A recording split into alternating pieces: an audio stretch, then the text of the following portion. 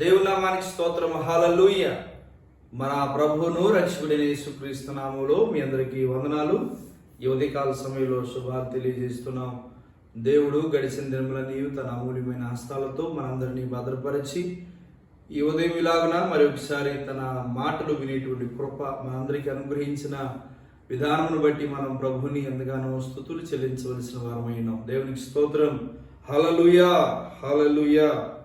దేవుని వాక్యం చదువుకుందాం. బైబిల్ గ్రంథంలో నుంచి రూతు గ్రంథము 1వ అధ్యాయము 16వ వచనం చదువుకుందాం. రూతు గ్రంథము 1వ అధ్యాయము 16వ వచనం చదువుకుందాం.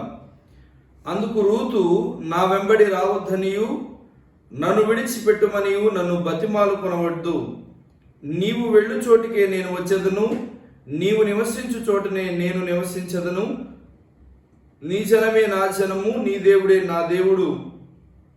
నీవు మృతి పొందు చోటనే నేను మృతి పొందేదను, అక్కడనే పాతి పెట్టబడేదను.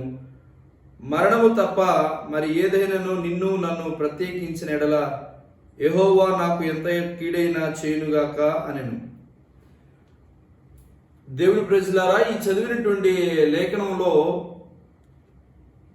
రూతు మాట్లాడినటువంటి మాట ఏమంటుంది? నా వెంబడి రావద్దనియు నన్ను విడిచిపెట్టుమనియు నన్ను బ్రతిమాడుకొనవద్దు. నీవు వెళ్ళి చోటికి నేను వచ్చేదను, నీవు నివసించు చోట నేను నివసించదను. నీవు మృతి పొందు చోటనే నేను కూడా మృతి పొందేదను. నీవు పాతి పెట్టబడే చోటని నేను పాతి పెట్టబడేదను అని చెబుతూ ఉన్నది.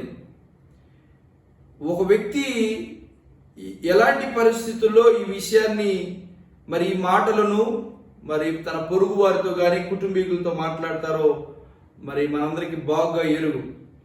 రూతు సమస్తాన్ని కోల్పోయింది, తన యజమానిని పోగొట్టుకుంది.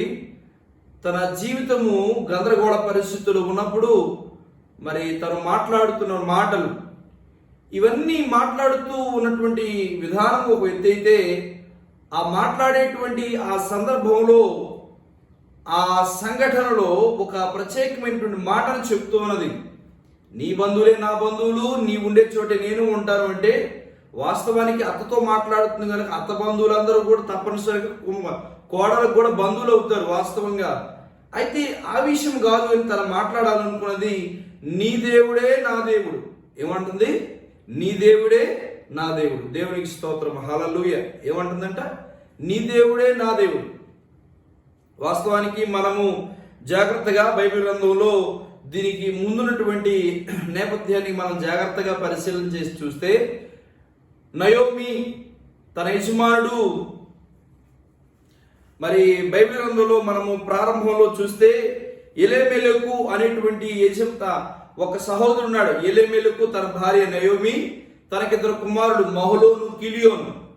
అయితే వారు బెత్లెహేము దేశంలో నివసిస్తూ ఉన్నారు. బెత్లెహేము దేశంలో కరువు వచ్చిందని వారు మోటాములు సర్దుకొని ఏం చేశారంటే మోయాబు దేశమునకు వారు మరి వెళ్ళిపోయారు. వారి సంచార జీవితాన్ని మరి కొనసాగిస్తున్నారు. స్థిరంగా వారు బెత్లెహేములో నివసించడానికి ఇష్టపడుకోకుండా కరువు వచ్చిందని ఏం చేశారంటే వారు మోయాబు దేశానికి వెళ్ళిపోయారు. వాస్తవానికి మోయాబు దేశమునకు వెళ్ళారు. మోయాబు దేశము శపితమైనటువంటిది. మోయాబు గురించినటువంటి విషయాలు మరి దేవుడు పలికిన మాట ఏమిటంటే, మోయాబు మీద నేను నా చెప్పు విసిరదను, అలాగే మోయాబు నా కాళ్ళు కడుక్కునే పళ్ళెము అనేటువంటి మాటలు మాట్లాడుతూ ఉంటాడు. అంటే అంత మరి శపితమైనటువంటి ప్రాంతం కనుక వారు దేవుని సన్నిధిని, ఇప్పుడు వాస్తవానికి బెత్లెహేము అనగా అర్థం ఏమిటి? దేవుని సన్నిధి, రొట్టెలీలు, సమృద్ధి కలిగిన ప్రాంతం అని అర్థం వస్తుంది. వాస్తవానికి వారు విడిచిపెట్టింది బెత్లెహేము ఊరే కానీ దానికి ఇంకా మరి ఒక విషయం చెప్పాలంటే వారు దేవుని సన్నిధిని విడిచి దూరంగా వెళ్ళిపోయారు. ఎక్కడికి వెళ్ళారంట? మోటాములు సర్దుకొని కరువు వచ్చిందని, సమస్య వచ్చిందని, సమృద్ధి అయిన దేవుని సన్నిధిని విడిచి శపితమైనటువంటి ప్రాంతములకు వారు వెళ్ళిపోయారు. అయితే వెళ్ళిపోయినటువంటి క్రమంలో వారికి జరిగినటువంటి పర్యావసానాలు ఏమిటి అని అంటే, ఎలీమెలెకు తన భార్య నయోమి, తనకిద్దరు కుమారులు మహలోను, కిలియోను, ఈ నలుగురు ప్రయాణమైపోయారు. ప్రయాణమైపోయినటువంటి వారి జీవితంలో మరి వెళ్ళిన వారు కరువు అయిపోయిన తర్వాత మరలా తిరిగి వస్తే బాగుండేదే కానీ అక్కడ మోయాబు శపితమైనటువంటి ప్రాంతము, ఆ శపితమైనటువంటి జనాంగంలో నుంచి ఇద్దరు స్త్రీలను తన కుమారులకు కోడండ్రగా చేసుకున్నారు, భార్యలుగా చేసుకున్నారు. వారిలో పెద్దావిడి పేరు ఓర్ప, రెండవడి పేరు రూతు. అయితే ఈ కాలక్రమంలో మహలోను కిలియోను అలాగే తన తండ్రి ఎల్లిమేలకు ఈ ముగ్గురు కూడా చనిపోతారు. ఈ ముగ్గురు చనిపోయిన తర్వాత అక్కడ మనం 6వ వచనము మొదటి అధ్యాయం 6వ వచనం జాగ్రత్తగా పరిశీలన చేసి చూస్తే వారికి ఆహారం ఇచ్చుటకు వారికి ఆహారం ఇచ్చుటకు యెహోవా తన జనులను దర్శించనని ఆమె మోయాబు దేశములో వినెను. మోయాబు దేశములో వినది ఏమని? దేవుడు తన ప్రజలకు ఆహారం ఇచ్చుచున్నాడని, దేవుడు తన ప్రజలను దర్శించాడని ఎక్కడ అర్థమైందంట? ఎక్కడ వినిపించిందంట? మోయాబు దేశంలో వినిపించింది. దేవుని ప్రజలారా, అక్కడ మనము 5వ వచనం చూస్తే వారు ఇంచుమించు 10 సంవత్సరములు అక్కడ నివసించిన తర్వాత మహలోను కిలియోను ఇద్దరు చనిపోయి కాగా ఆ స్త్రీ తను కనిన 2 కుమారులను తన పెరిమిటి లేనిదాయను. ఎన్ని సంవత్సరాలు వారు జీవించారు? వారి జీవిత కాలం అంతయు బెత్లెహేములో ఉన్నప్పుడు సంతోషముగా, సమాధానముగా, నెమ్మదిగా, ఆశీర్వాదకరముగా ఉన్నది. కానీ ఎప్పుడైతే దేవుని సన్నిధి అనబడినటువంటి బెత్లెహేమును, దేవుని సమృద్ధి అనబడిన దేవుని ఇల్లు, రొట్టెలిల్లు అనబడినటువంటి బెత్లెహేమును, దేవుని సన్నిధిని ఎప్పుడైతే విడిచారో ఏమిట? వారి కుమారుడు చనిపోయారంట, తన భర్త కూడా చనిపోయారు. ఇప్పుడు మిగిలింది ఎవరు? అత్త నయోమి, కోడలు ఓర్ప, చిన్న కోడలు రూతు. ఈ ముగ్గురు స్త్రీలు మాత్రమే యజమానులు లేనిటువంటి వారే, భర్తలు లేనిటువంటి వారే. తల్లిగారైతే తన కోడలకు కుమారులు లేని వారే. ముగ్గురు మొండి జీవితాలు జీవించేటువంటి ఆ పర్యావసానాన్ని అనుభవించారు. దేవుని ప్రజలారా, చూడండి ఎంత భయంకరమైనటువంటి మరి పర్యావసానం వారు ఎదుర్కొన్నారు అంటే, చాలాసార్లు మన జీవితంలో కూడా ఏదైనా చిన్నపాటి సమస్యలు వచ్చినాయి అని అనుకోండి, ఏదైనా బలహీనత కలిగిందనుకోండి, ఏదైనా మన శోధన గుండా వెళుతున్నాం అనుకోండి, ఈ శోధన ఎవరికి రానట్టుగానే ఆ శోధన ఏంటో మనకు పెద్ద ఉప్పెనలాగా మన మీదే పడిపోయినట్టుగా మనం చాలా బాధపడిపోయి ఏం చేస్తూ ఉంటామంటే మన నిర్ణయాలు మార్చేసుకుంటూ ఉంటాం. ఏమిటా నిర్ణయాలు? శాశ్వతంగా దేవుని విడిచి, దేవుని సన్నిధిని విడిచిపెట్టేటువంటి నిర్ణయాలు. ఆ నిర్ణయాల వలన మరి నయోమి జీవితము అంతకుముందు మధురంగా ఉన్నది. బెత్లెహేములో ఉన్నప్పుడు, దేవుని సన్నిధిలో ఉన్నప్పుడు, దేవుని సన్నిధిలో నివసించినప్పుడు, దేవుని సన్నిధిలో మసులుకున్నప్పుడు నిజముగానే నయోమికి పేరుకు అర్థము మధురముగానే తన జీవితం కొనసాగింది. ఈ సాధారణంగా మన మానవ జీవితాలు ఎదుర్కొనేటువంటి సమస్య ఆవిడ కూడా ఎదుర్కొంది. ఎదుర్కొనేసరికి ఏం చేసిందంటే వెళ్ళిపోయి, బహుశా మరి భర్త ఎలిమెలికి అని ఉంటాడు, అమ్మా మరి కరువు వచ్చింది కదా వెళదామని. అప్పుడు భార్య అయినా చెప్పి ఉండాల్సింది, అయ్యా ఇప్పటి వరకు మనం దేవుని సమృద్ధిని అనుభవించాము, దేవుని నెమ్మదిని, దేవుని సమాధానమును, దేవుని ఆశీర్వాదమును అనుభవించాము, వెళ్ళొద్దయ్యా, కష్టమైన, కరువైన, నష్టమైన, ఇరుకైన, ఇబ్బంది అయినా దేవుని సన్నిధిలో ఉందామయ్యా అని బహుశా చెప్పి ఉండాల్సింది. కానీ బహుశా భర్త చెప్పిన మాటకి విని కట్టుబడి వెళ్ళి ఉంటుంది. లేదు, భార్యే రచ్చగొట్టింది, ఈ దేశమును విడిచి వెళ్ళిపోవాలి. ఈ రోజుల్లో కూడా భార్యలు, స్త్రీలు, సహోదరులు భర్తలు రెచ్చగొడుతూ ఉంటారు కదా. కొన్ని సందర్భాల్లో కీడు నొక్కు రెచ్చగొడుతూ ఉంటారు. కంటికి కనబడడానికి ప్రారంభంలో మంచిదిగానే ఉంటూ ఉంటుంది, కానీ ఏం చేస్తూ ఉంటారు, అది చివరకు కీడుగా ఉంటుంది. అందుకనే లోకంలో ఒక సామెత ఉంది, ఆడపెత్తనం బోడి పెత్తనం అని. చూసారా? యజమానులుగా ఆ కృపను, అధికారమును దేవుడు పురుషుడికి ఇచ్చాడు. కొంతమంది స్త్రీలు ఏం చేస్తారంటే పురుషుని పక్కన పెట్టి స్త్రీల పెత్తనం చేస్తూ ఉంటారు. వాస్తవానికి పురుషుడు మరి నియమించబడ్డాడు కుటుంబానికి యజమానుడిగా.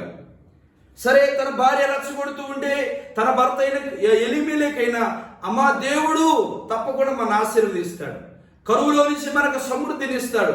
దేవుడు ఎందుకు ఈ సమస్యను మనకు అనుమతించాడో మనం ఇక్కడే నిలిచి ఉందాం అని అంటే బాగుండేది. కానీ ఒకవేళ బహుశా తన భార్య రెచ్చగొడితే ఆ మాటలు విని మరి దూరముగా మోయాబు దేశంలోకి వెళ్ళిపోయారు. ఒకరోజు ఒక దైవజనుడు ఒక మంచి మాట చెప్పాడు. తిరిగినోడికి తిప్పలంట, కూర్చున్నోడికి కుప్పలంట. ఏమిటిది? తిరిగినోడికి తిప్పలు. వీరు తిరుగుతూ ఉన్నారు, దేశ సంచారం చేస్తూ ఉన్నారు. దేశ సంచారం చేశారు, మోయాబు వెళ్ళారు, కానీ కరువు పోయిందా? బ్రతుకులు మారినాయా? పరిస్థితులు మారినాయంటే పరిస్థితులు మారలా.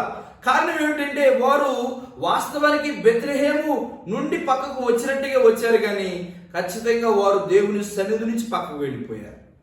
చూసారా? ఊరు ప్రాముఖ్యం కాదు, దేవుని సన్నిధిని విడవడం ప్రాముఖ్యం. దేవుని సన్నిధిని విడిచి వెళ్ళిపోయారు. అయితే వారు మోయాబు దేశంలో 10 సంవత్సరములు ఉన్నారు. ఈ 10 సంవత్సరములోనే అనుకోని 3 సంఘటనలు జరిగినాయి, దుర్ఘటనలు. 2 మంచి విషయాలు జరిగినాయి. ఏమిటంటే కుమారులకు పెళ్లిళ్ళు చేశారు. అయితే ఆ పెళ్లిళ్ళు ఎంతకాలం నిలవలేదు. ఆ సంతోషం ఎంతకాలంలో వారి జీవితంలో లేదు, కానీ కొంతకాలంలోని వారి సంతోషము ఆవిరైపోయినట్టుగా తండ్రి తన కుమారులు చనిపోయారు. ఇక మొండి ఘటములు మాత్రమే, అనగా అత్తగారు నయోమి గారు, కోడళ్ళు ఓర్పా రూతు మాత్రమే మిగిలారు.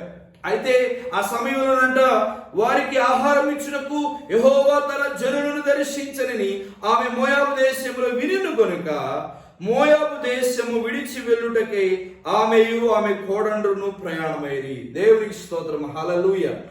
ఏమిటంట? మోయాబు దేశంలో వారు ఉన్నప్పుడు ఏమి వినిపించిందంట? స్వరము, దేవుడు తన ప్రజలను దర్శించనని. ఏమని వినిపించింది? తన ప్రజలను దేవుడు దర్శించనని విని ఏమనుకుంది? మరలా తిరిగి మన దేశమునకు మనము వెళ్ళిపోదాం. కరువు కలిగినప్పుడు, చూసారా, కరువు కలిగినప్పుడు, వ్యాధి కలిగినప్పుడు, బాధ కలిగినప్పుడు నిర్ణయాన్ని వెంటనే మార్చేసుకుంది. మన కష్టకాలంలో, మన నష్టాల్లో, వ్యాధుల్లో, బాధల్లో మనం తీసుకునేటువంటి తీర్మానాలు, మనం తీసుకునేటువంటి నిర్ణయాలు, తప్పుడు నిర్ణయాలు మనకు చాలా కీడును కలుగు చేస్తాయి. వీరి జీవితం నుంచి మనకు అర్థమవుతుంది కదా. ఏమని అర్థమైంది? వారు కరువు తీరకపోగా గొడుగులు అంటారు కదా, యజమాని గొడుగులు అంటారు. ఆ గొడుగులు పోయింది. ఆ గొడుగు వానాకాలమైన, ఎండాకాలమైన, చలికాలమైన ఉపయోగపడేటువంటి గొడుగు. కానీ గొడుగులు పోగొట్టుకున్నారు. చాలా విచారం కదా. వినడానికి మనకే అంత బాధ కనిపిస్తే వాస్తవానికి ప్రత్యక్షంగా అనుభవించినటువంటి వారు అంత బాధలో ఉండి ఉంటారు. అయితే ఆ కష్టకాలంలో, ఆ బాధను అనుభవించే సమయంలో, నిరాశ నిస్పృహలో ఉన్నటువంటి సమయంలో వారికి ఒక చల్లని తీపి కబురు వినిపించింది. ఏంటో తెలుసా తీపి కబురు? ఏంటో తెలుసా శుభవార్త? దేవుడు తన ప్రజలను దర్శించాడన్న సంగతి వీరు మోయాబు దేశంలో ఉన్నప్పటికీ ఆ స్వరము వీరికి వినిపించింది. దేవునికి స్తోత్రం, హల్లెలూయా. ఏమి వినిపించిందంట? దేవుడు తన ప్రజలను దర్శించాడన్న సంగతి. కరువును పోగొట్టి దేవుడు సమృద్ధులను నడిపించడానికి దేవుడు తన ప్రజలను దర్శించాడని ఎవరికి అర్థమై ఎవరికి వినిపించిందంట? నయోమికి వినిపించిందంట. సరే, మన దేశాన్ని ఏదో విడిచిపెట్టి వచ్చేసాం, కానీ ఇక్కడికి వచ్చిన మన పరిస్థితి మారల, మన స్థితిగతులు ఏం మారల, మన బ్రతుకులేం మారల. మన కరువు నుంచి బయటపడి సమృద్ధిగా ఉండి మనం ఏదో ధనాన్ని మనం సంపాదించుకోలేదు, కానీ ఏమంట మొత్తమును పోగొట్టుకున్నాం. అయితే ఆవిడ ముందు ఒక పనికిమాల నిర్ణయం తీసుకుని తమ జీవితాలను పాడు చేసుకొని, బిడ్డలను పోగొట్టుకొని సమస్తమును కోల్పోయింది. అయితే ఈ నిరాశ నిస్పృహల్లో తమ చెవులకు వినబడినటువంటి తీవి కబురును రుచించాలనుకుంది. దేవునికి స్తోత్రం, హల్లెలూయా. ఏమిటంట? యెహోవా తన ప్రజలను దర్శించదని ఆమె విని మోయాబు దేశమును విడిచి వెళ్ళిపోవాలని ఆశపడింది. ప్రయాణమై వెళ్ళాలని అనుకుంది. ఈలోపు విధవరాండ్రైన తన 2 కోడండ్రు ఉన్నారు. అమ్మా, నేను వృద్ధురాలైపోయా, ఏ పంచ కింద కాలం గడుపుకున్నా, ఏ చుటి కింద పూట గడుపుకున్న నా బ్రతుకు తెల్లారిపోద్ది. కానీ మీకు చాలా వయసు ఉందమ్మా, మీరు ఎవరో ప్రాయంలో ఉన్నటువంటి విధవరాండ్రు, మీరు దయచేసి మీ ఇళ్ళకు వెళ్ళిపోయి మీ తండ్రి ఇంటికి వెళితే వారి ఏదైనా మళ్ళీ పెళ్లి చేస్తే ఆ పెళ్లిలో మీరు వైవాహిక జీవితంలో కొనసాగొచ్చమ్మా, సంతోషంగా ఉండండి. నా మోడి బ్రతుకుతో నాతో పాటు ఎందుకు, నేనే చేదనుభవంలో ఉన్నా, నాతో పాటు ఎందుకమ్మా మీ జీవితాలు పాటు చేసుకుంటారు, దయచేసి మీరు వెళ్ళండి అమ్మా అని చెప్పి ఈ మధురము అనబడినటువంటి నయోమి, పేరుకే నయోమి మధురమే కానీ జీవితం అంతా ఏంటమ్మా చెప్పండి, చేదు అనుభవాలు. చాలాసార్లు అమ్మ ఎలా ఉన్నావంటే పలకరించామనుకోండి, ఎవరైనా అంటారు ఏదో ఉన్నావులే అయ్యా, ఉన్నావంటే ఉన్నాం, ఏం చెప్తా మా పరిస్థితి అని అంటూ ఉంటారు. ఎందుకు? పేరే మధురము కానీ జీవితము మధురము కాదు. ఎందుకంటే వారు దేవుని సన్నిధిని విడిచిపెట్టినటువంటి మధురాలు, అందుకనే మారాగా ఉన్నారు. వారు దేవుని సన్నిధి నుంచి పక్కకు వచ్చినటువంటి పేరుకే మధురాలు కానీ వారి జీవితంలో మధురమైన అనుభవాలు లేవు. అన్ని కీడు కలిగే అనుభవాలు, నాశనమైన అనుభవాలు, దోషములతో నింపబడినటువంటి అనుభవాలు, రోగములతో, వ్యసనములతో, చెడుతో, కీడులతో నింపబడినటువంటి అనుభవాలు. దేవుని ప్రజలారా, ఎప్పుడైతే సమస్తమును పోగొట్టుకొని మరలా నేను మోయాబు దేశమును విడిచి, దేవునికి స్తోత్రం హల్లెలూయా, ఏం చేయాలంట? మోయాబు దేశమును విడవాల. నీ ఉన్న లోకము భయంకరమైనది, కీడులోనికి నడిపించేది, దుష్టాత్మలు కలిగినటువంటిది, అమాయకంగా ప్రజలను మోసం చేసేటువంటిది, భ్రమ పెట్టేటువంటిది, భయపెట్టేటువంటిది, ఉన్న విశ్వాసము నీరుగార్చి, ఉన్న ఆశలు కూడా నిరాశపరిచి నీరుగార్చేటువంటి లోకము మోయాబు. అందుకనే ఏమనుకుందంటమ్మా, వినబడినటువంటి తీపి కబురు ఏంటంటే తన ప్రజలకు యెహోవా ఆహారం ఇస్తున్నాను ఎరిగి ఏం చేసిందంట? మోయాబును విడవడానికి ఇష్టపడింది. దేవునికి స్తోత్రం హల్లెలూయా. ఏమంటమ్మా? మోయాబు విడవడానికి ఇష్టపడింది అంటే లోకమును విడవడానికి ఇష్టపడింది, లోకములో ఆశను విడవడానికి ఇష్టపడింది. ఈ రోజుల్లో ఊరికినే ప్రార్థనకు వస్తూ ఉంటారు, ప్రార్థన చేసుకుంటూ ఉంటారు, కానీ లోకమును విడిచిపెట్టడానికి ఇష్టపడదు, లోకములో ఉన్న ఆశని విడిచిపెట్టడానికి ఇష్టపడదు. లోకములో ఉన్నదంతా ఏంటంట? యెహోవా భక్తుడు అంటాడు, లోకములో ఉన్నదంతా శరీరాశ, నేత్రాశ, జీవపడము కాదా? వాటి వలననే కదా లోకములో ఇంకను జనులందరూ పెనవేసుకుని నాశనములకు వెళ్ళిపోవచ్చు ఉన్నారు. ఏంటి లోకాశలు? లోకంలో ఏది చూస్తే అది మనం అనుభవించాలి. లోకం ఎలా ఉంది? చాలా భయంకరమైనటువంటి విధంగా మసులుకుంటుంది. నేత్రాశ, కన్ను ఏది కోరుకుంటే ఖచ్చితంగా దాన్ని అనుభవించాలి. అది కీడైనను సరే ప్రారంభానికి చాలా మధురముగా ఉంటది, కానీ చివరకు అది చాలా కీడును కలిగిస్తుంది. జీవపుడంబం, ఇంకో మాట చెప్పలేని, జీవపుడంబం అంటే ఏంటి? బడాయి, లేకపోయినా ఉన్నట్టుగా నటించడం. అది వేస్తారనే కదా. నీకు లేకపోయినా నీడు పోసుకుని తిను, పక్కింటి వాళ్ళు కనీసం ఏంటి వాసన కూడా రావట్లేదు అనుకుంటారు ఏమనండి. అప్పులు చేసుకుని మాత్రం అప్పు చేసుకుని పప్పు కూడా తినే కీడులోనికి మనం వెళ్ళకూడదు. జీవపడంబమే కదా అది. అందుకని శరీరాశ, నేత్రాశ, జీవపు డంబములను, లోకములను మనం విడిచిపెట్టి వెళ్ళాలి, లోకములు విడవాలి, అప్పుడు మనకు ప్రయోజనం. దేవునికి స్తోత్రం హల్లెలూయా. ఈ విషయము చెప్పి బయలుదేరి మరి అమ్మా దయచేసి మీ తండ్రి ఇళ్ళకి మీరు వెళ్ళండి అని చెప్పినప్పుడు వారి కోడలు ఇద్దరు ఏం పేర్లు, వారి పేరు చెప్పాను. మొదట ఆవిడ పేరు ఏంటి? ఓర్పా. రెండవడి పేరు ఋతు. ఓర్పాకు మరి చక్కగా ఉంది కదా, ఓర్పా ఓర్పు లేదు. ఏం లేదంట?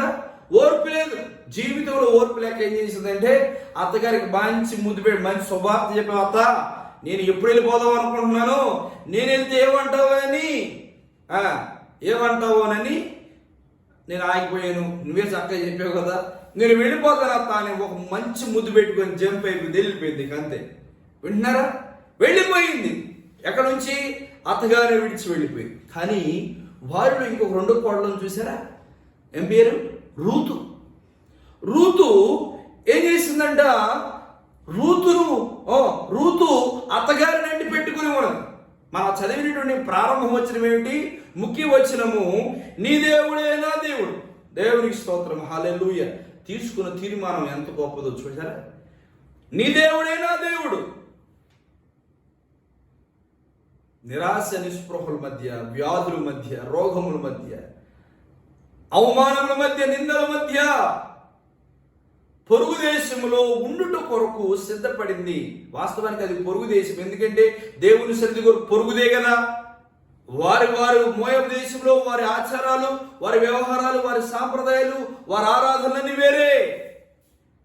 నిర్జీవమైన వాటికి వారు మ్రొక్కినటువంటి అనుభవాలు. కానీ అత్త, సజీవుడైన నీ దేవుడిని నేను ఆరాధిస్తానత్త, నీ దేవుడిని నేను విశ్వసిస్తానత్త. ఆయన సజీవుడైన దేవుడు, పాపులైన మనుషులందరి కొరకు సిలువలో రక్తమును చిందించిన పరిశుద్ధుడు కనుక అత్త, నేను కూడా నీ దేవుడిని నమ్ముతానత్త, నీ దేవుడిని విశ్వసిస్తానత్త. ఎంతో కాలముగా నేను నష్టములో ఉన్న, వ్యాధుల్లో ఉన్న, బాధల్లో ఉన్న నేను కలిగి ఉన్నటువంటి విశ్వాసమును నేను అంతకుముందు పూర్వములో చేసినటువంటి ఆరాధనలన్నింటినీ జ్ఞాపకం చేసుకున్నాను. మళ్ళా వాటిలో కొనసాగడానికి నాకు ఏ ప్రయోజనం లేదత్త, నేనే ప్రయోజనం పొందలేకపోయినత్త. కనుకే నేను సజీవుడైన దేవుణ్ణి ఆరాధించాలనుకుంటానత్త. దయచేసి నన్ను చేర్చుకోత్త, నన్ను వెళ్ళిపోమని చెప్పొద్దత్త అని చెప్పి దేవుని సన్నిధిలో ఒక మంచి తీర్మానం తీసుకుంది. దేవునికి స్తోత్రం, హల్లెలూయా. ఒక మంచి మాట ఉంది బైబిల్ గ్రంథంలో, ఏమిటంటే ఎక్కడిద్దరు నోరు తెరిచి మాట్లాడుతుండగా యెహోవా ఆకాశం నుండి చెవి గాలకిస్తున్నాడంట. దేవునికి స్తోత్రం, హల్లెలూయా. ఆ అత్తగారు కాదు విన్న మాట, ఎవరు విన్నారంట? సాక్షాత్తు సజీవుడైనటువంటి దేవుడే విన్నాడేమని, నీ దేవుడే నా దేవుడని చెప్పినటువంటి మాటను దేవుడే విన్నాడు. దేవునికి స్తోత్రం, హల్లెలూయా. నీవు ఆ తీర్మానం తీసుకోగలవా దేవుని సన్నిధిలో? నాకెందుకు వచ్చిందిలే అమ్మా, ఏం చేశాడంట, అన్ని పోగొట్టుకున్నాం కదా.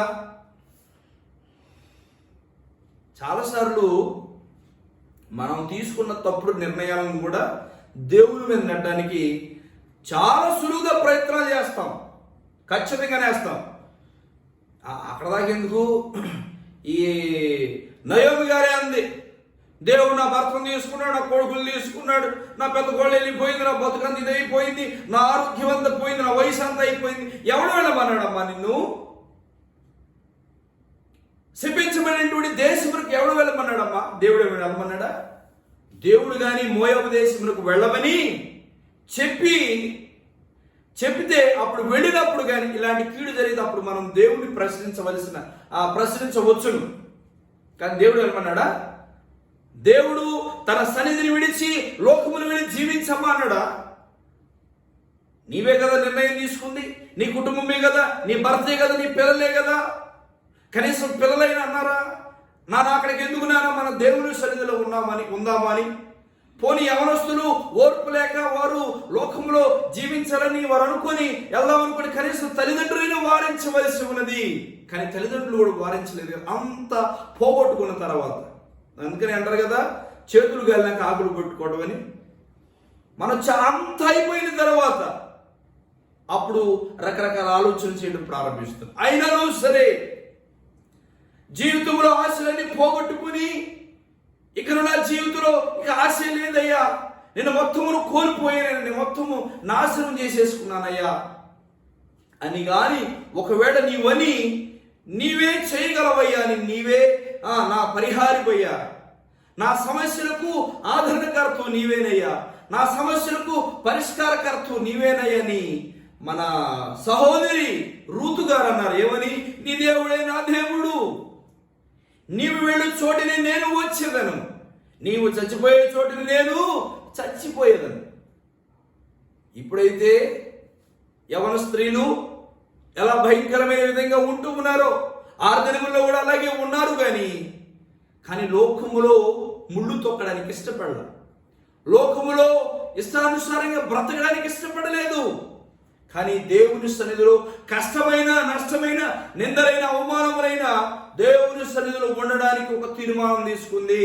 దేవునికి స్తోత్రం, హల్లెలూయా. ఈ ఉదయకాల సమయంలో నీవు కూడా తీర్మానం తీసుకోగలవా? కనీసము ఒక పూటకు కూటి లేనటువంటి వెరీ జీవితము ఎలా మార్చబడిందో తెలుసా? ఆ పొలములకు యజమానురాలుగా మార్చబడింది. దేవునికి స్తోత్రం, హల్లెలూయా. ఏమిటంట? పొలములో పరిగెరుకోవలసినటువంటి తన స్థితి ఎక్కడా బెత్లెహేముకు వచ్చి. కానీ ఏమైందంట? పొలములకే యజమానురాలుగా మార్చబడింది. దేవునికి స్తోత్రం, హల్లెలూయా. అంటే సావుకారైపోయింది. పని చేసే బానిసమ్మాయి, కష్టం చేసుకుని కూలీనాలు చేసుకుని సాయంకాలానికి కడుపు నింపుకునే ఈ కూలి చేసుకునే కూలి అమ్మాయి ఏమైపోయింది తెలిసి ఇప్పుడు షావుకారైపోయింది. చూసారా ఎంత గొప్ప విషయం! దేవునికి స్తోత్రం, హల్లెలూయా. దేవుడు మొత్తాన్ని ఆ కుటుంబం కొరకు, ఆ సహోదరి కొరకు ఏం చేశాడంటే సిద్ధపరిచాడు. మేలు కొరకే సమస్తమును జరిగించుచున్నాడని ఎరుగుదుమని అపోస్తలుడైన పౌలు రోమీయులకు రాసిన పత్రిక 8:28 అంటాడు. ఎవరి కొరకంట? ఆయన ప్రేమించు వారికి, అనగా తన సంకల్పము చొప్పున పిలువబడిన వారందరికీ మేలు కలుగుటకి సమస్తమును సమకూడి జరిగించుచున్నాడని ఎరుగుదుము అని అంటాడు. మనం తెలుసుకోవాలా, దేవుడు సమస్తమును సమకూర్చి జరిగించేవాడు. ఎవరు సమకూర్చగలరు? నీ తండ్రి సమకూర్చగలడా? నీ తల్లి సమకూర్చగలదా? నీ బిడ్డలు నీకు సమకూర్చగలరా? సమకూర్చుదాం అనుకునేటువంటి సమయానికి మొత్తం అయిపోయింది కదా. బహుశా ఎలిమెలెకు కూడా అనుకుని ఉంటాడు, నా బిడ్డలకు నేను సంపాదించలేకపోయాడు. మా నాన్న సంపాదించలేకపోయాడు, మేమైనా మా బిడ్డలకు సంపాదించుకోవాలని మహలోని కిలియోని అనుకుని ఉంటారు. మహలోని కిలియోని కూడా వారు సమయాన్ని ముగించుకొని వారు వెళ్ళిపోయారు. కనీసము పూట గడవనటువంటి వారి పరిస్థితి. దేవుని సన్నిధిలో ప్రజలరా ఒక మంచి తీర్మానం తీసుకుంది. ఎవరు? కోడలు. ఏమని? నీ దేవుడే నా దేవుడు. హల్లెలూయా, హల్లెలూయా. ఏమిటంట? నీ దేవుడే నా దేవుడు. ఈ సమయంలో వాక్యం వినేటువంటి నీవు ఆ తీర్మానం తీసుకోగలవా? నా సమస్యలు నీవే నా పరిష్కారకర్తవు, నీవే నా దేవుడు అయ్యా. రోమపత్రికలో పౌలు మరి ప్రారంభ అధ్యాయం అంటాడు, దేవుణ్ణి దేవుడిగా వారు విశ్వసించలేదంట, దేవునిగా వారిని నమ్మలేదంట. అందుకని కీర్తనకారుడు కూడా మంచి మాట్లాడు, యెహోవా ఉత్తముడైన రుచి చూసి తెలుసుకోవాలి.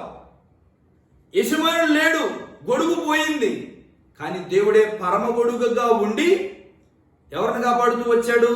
రూతును కాపాడాడు. రూతును బట్టి నయోమిని కాపాడాడు. తన తరమును కాపాడాడు. దేవుడు వారిని పోషించాడు, వారిని ఉన్నతులుగా చేశాడు. దేవునికి స్తోత్రం, హల్లెలూయా. దీనులను ఆయన పెంట కుప్పల మీద నుంచి దీనులు పైకి లేవనెత్తేవాడు. ఒకవేళ నీ పరిస్థితి దీనంగా ఉందా? పోటగాలటువంటి పరిస్థితిలో ఉన్నావా? ఆయనను పర్వాలేదు. మొత్తము పోగొట్టుకుని మోసపోయి అన్నిటిలో నష్టపోయి చివరకు ఏమీ మిగిలినటువంటి అనుభవం ఒకవేళ నీవు ఉంటే నీకు ఒక మంచి వార్త, నీకు ఒక చల్లని తీపి కబురు అందుతుంది. ఏంటంటే యెహోవా తన ప్రజలను దర్శించాడని నీవు తెలుసుకోవాలి. ఆయన సిద్ధంగా ఉన్నాడు దర్శించడానికి. నీవు కానీ సిద్ధంగా ఉండి ప్రభువా నన్ను దర్శించని ఆయన పాదముల దగ్గరకు రాగలిగితే, ఆయన సన్నిధిలో మ్రోకరించగలిగితే, నీవే నా దేవుడు అయ్యా, నీవే నా పరిష్కారకర్తవయ్యా, నీవే నా సహాయకుడు అయ్యా అని ఆయనకు రాగలిగితే ఆయన ఎన్నడూ విడిచిపెట్టేవాడు కాడు. వింటున్నారా? ఆయన విడిచిపెట్టేవాడు కాడు, ఆయన మరిచిపోయేవాడు కాడు, ఆయన మధ్యలో విడిచిపెట్టేటువంటి వాడు కాడు. అందుకని మంచి మాట రాయబడింది బైబిల్ గ్రంథంలో, నిన్ను ముదిమి వచ్చు వరకు ఎత్తుకొని ముద్దాడువాడును నేనే. పుట్టిన పసిపిల్లల్ని 7 నెలలు 6 నెలలు 7 నెలలు 8 నెలలు మహా అయితే సంవత్సరం మోస్తారు. వాడి నడక వచ్చిందంటే నడవరా అని అంటారు. వింటున్నారా? నడవరా. ఒక 5 సంవత్సరాల పిల్లడు వచ్చి నన్ను ఎత్తుకొని, ఒరే పందిలాగా నువ్వు నిన్నెత్తుకోవడం నడువు అని అంటారు. కానీ దేవుడు అలా కాదు. ఏమంటున్నాడు? నిన్ను ముదిమి వచ్చు వరకు, నీ తల్లి విడవచ్చు, నీ తండ్రి విడవచ్చు, బిడ్డలు విడవచ్చు, కానీ దేవుడంట ముదిమి వచ్చే వరకు నిన్ను విడవడంట. కనుక దేవుని సన్నిధిలో ప్రజలారా ఈ యొక్క ఉదయకాల సమయంలో ఒక మంచి తీర్మానం తీసుకుందాం. రూతు తీసుకున్న ఒక మంచి తీర్మానం. బాధలో, రోగములో, వ్యాధిలో, నష్టములో, కష్టములో అన్ని పోగొట్టుకున్న అనుభవంలో విధవరాలిగా ఉండి ఆఖరి ఒక నిర్ణయం తీసుకుంది. ఏంటంటే ఆ ఒక్క నిర్ణయమే తన జీవితం మార్చేసింది. దేవునికి స్తోత్రం, హల్లెలూయా. నీవు గాని ఆ నిర్ణయం ఇప్పుడు తీసుకోగలిగితే నీవే నా దేవుడు అయ్యా. ఆయన సర్వశక్తి కలిగిన వాడు, సజీవుడు, సర్వవ్యాప్తి, ఆయన సర్వములో ఉన్నవాడు, ఆయన సర్వశక్తిమంతుడని నీవు నమ్మగలిగి నీవు ఆ తీర్మానం తీసుకోగలిగితే ఇదే నీవు సమృద్ధిలోనికి నడిపించబడేటువంటి సమయం. ఇదే నీ సమస్యకు పరిష్కారం కలిగే సమయం. ఇదే నీ సమస్య తీవ్రతను తగ్గించి నేను ఆశీర్వాదంలోకి నడిపించే సమయం. మంచి సమయం దేవుడు నీకు ఇచ్చాడు కనుక ఈ మంచి సమయాన్ని వ్యర్థం చేసుకోవద్దమ్మా. ఈ మంచి సమయాన్ని వ్యర్థం చేసుకోకుండా మంచి తీర్మానం తీసుకుందాం దేవుని సన్నిధిలో. అందుకొరకే దేవుడు నీ కొరకే కొన్ని వేల సంవత్సరముల క్రితము తన శిలువలో తన పరిశుద్ధ రక్తమును చెందించి నీవు నేను మనమందరం అనుభవించవలసినటువంటి ఆ శిక్ష, అవమానం, నిందలు, మరణం అనుభవించి సమాధి చేయబడి చనిపోయి సమాధి చేయబడి 3వ రోజున తిరిగి లేచి పునరుద్ధారుడయ్యాడు. నీ పాపముల మీద, నీ రోగముల మీద, నీ వ్యాధుల మీద, నీ వ్యసనముల మీద, అన్నిటి మీద దేవునికి విజయం ఇచ్చాడు. దేవునికి స్తోత్రం, హల్లెలూయా. నీ పాపములకు పరిహారం కలుగు చేశాడు. కేవలం నీ శరీర అవసరాలు తీర్చడం మాత్రమే కాదు, నీ ఆత్మకు పట్టినటువంటి జాడ్యం మాలిన్యమును విడిపించడం కొరకు దేవుడు యేసుక్రీస్తు ప్రభువారు శిలువలో అమూల్యమైన త్యాగం చేసి విలువ కట్టలేనిటువంటి దానికి ఇంత అంతని మనం విలువ కట్టలేము, బేరవాడలేము. రక్షణ ఉచితం, నిర్ణయం ఉచితం. ఇదే మంచి అనుకూలమైన సమయం. నేడే రక్షణ. ఒకవేళ నీవు అలాంటి తీర్మానం తీసుకోగలిగితే ఇదే నీకు ఆశీర్వాదకరమైన సంవత్సరం. నేను మీకోసం ప్రార్థన చేయాలనుకుంటూ ఉన్నాం. ఒకవేళ అలాంటి తీర్మానం తీసుకున్న వాళ్ళు దయచేసి మీరున్న స్థలంలో మ్రోకరించండి. మీ కొరకు ప్రార్థన చేస్తూ ఉంటాను. దేవుని సన్నిధిలో ఎవరికి వారుగా, ప్రభువా నీవే నా దేవుడు అయ్యా, నీవే నా పరిష్కారకర్తవయ్యా, నీవే నా పరిహారివయ్యా. నేను సమస్తమును పోగొట్టుకున్నానయ్యా. దేవా నేను మోసపోయానయ్యా, నేను నష్టపోయాను ప్రభువా. నేను లోకానుసారంగా నిర్ణయములు తీసుకుని నేను కీడును కొని తెచ్చుకున్నానయ్యా. నా చేతులారా నేనే పాడు చేసుకున్నానయ్యా, క్షమించు ప్రభువా అని మరలా మన పశ్చాత్తాప హృదయముతో తిరిగి మరలా దేవుని సన్నిధికి రాగలిగితే ఇదే నీకు ఆశీర్వాదకరమైన సమయం. ఇదే దీవెనను అనుభవించే సమయము. ఆయన సన్నిధి ఎదుకు రాగలిగితే నయోమి తన కుటుంబము సమస్తమును విడిచిపెట్టి వెళ్ళిపోయింది. సమస్తమును విడిచిపెట్టి వెళ్ళిపోయింది. కానీ దేవుడు విడిచిపెట్టల. దేవుని సన్నిధి విడిచిపెట్టి వెళ్ళిపోయిన దేవుడు మాత్రం వారు విడువక కృప చూపిస్తూ ఉన్న గొప్ప కృపామయుడు. దేవుని ప్రజ దేవుడు నిన్ను విడవల. నువ్వు విడిచావు కానీ దేవుడు నిన్ను విడవల. నిన్ను విడువక కృప చూపిస్తున్నాడు. మరలా నీవు ఆయన సన్నిధికి రాగలిగితే రూతు జీవితం మార్చబడినట్టుగా, నయోమి జీవితం మరలా మలచబడి ఆశీర్వాదం అనుభవించినట్టుగా, సమృద్ధిలోనికి నడిపించబడినట్టుగా దేవుడు నిన్ను నడిపించాలని ఇష్టపడుతున్నాడు. మహోన్నతుడా దేవా, మీ పరిశుద్ధ నామమునకే స్తోత్రాలు.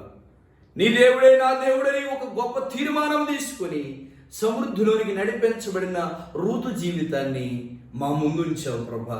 ఈ వాక్యం ఎందరైతే వింటూ ఉన్నారో వారి జీవితాలు ఎలాంటి సమస్యలు, ఇరుకు ఇబ్బందులు, నష్టములు, వ్యాధులు, బాధలు, మోసములు అనుభవిస్తూ ఉన్నారు దేవా, వారందరినీ దయతో మన్నించి, ఒకవేళ లోక సంబంధమైన తీర్మానములు తీసుకొని మొత్తము పాడు చేసుకుని ఉంటే దేవా మరలా వారు నీ సన్నిధికి రావాలని తీర్మానం తీసుకుంటే వారిని ప్రభా దయతో క్షమించి వారిని ఆశీర్వదించు. వారికి నెమ్మదిని సమాధానం అనుగ్రహింపచే, సమృద్ధిని బిడల పోషించు నాయన. వారున్న పరిస్థితులు, స్థితిగతులని మార్చండి నాయన. దీవించమని వేడుకుంటూ ఉన్నాము. నీ దయగల హస్తాలకు మమ్మల్ని మేము అప్పగించుకుంటూ ఉన్నాము. కూటికి లేని తన పరిస్థితి ఆ పొలమునకే యజమానురాలుగా మార్చబడింది ప్రభా. నీవెంతైనా గొప్ప దేవుడు, గొప్ప కార్యములు జరిగించగలిగిన వాడవయ్యా. నీ దయగల కార్యము దేవా నీ బిడల పక్షమున జరిగించండి. నీ బిడలను ఆశీర్వదించండి. ఎవరు ఏ సమస్యల్లో, వ్యాధుల్లో, ఇరుకు ఇబ్బందుల్లో, రోగముల్లో, అనారోగ్యముల్లో, వ్యాధుల్లో ఉన్నారో, సమస్యల్లో ఉన్నారో, సమాధానం లేకున్నారో వారందరికీ యేసు నామములో ఈ ఉదయం వారి జీవితంలో అద్భుతము జరుగునుగాక వారి కొరకే ప్రార్థన చేస్తున్నాను. దీవించునాయన, ఆశీర్వదించునాయన. ఎందరైతే నీ దేవుడే నా దేవుడని ఒక మంచి తీర్మానం తీసుకుని మరలా మీ సన్నిధికి మరలుచూ ఉన్నారు వారందరినీ దీవించు. మీ మహిమ కొరకు వారిని వాడుకోండి. యేసు పరిశుద్ధ నామములో నామ పరమ తండ్రి, ఆమేన్, ఆమేన్, ఆమేన్. అందరికీ వందనాలు. God bless you. ప్రభు మిమ్మల్ని అందరినీ దీవించును గాక. God bless you. ఆమేన్.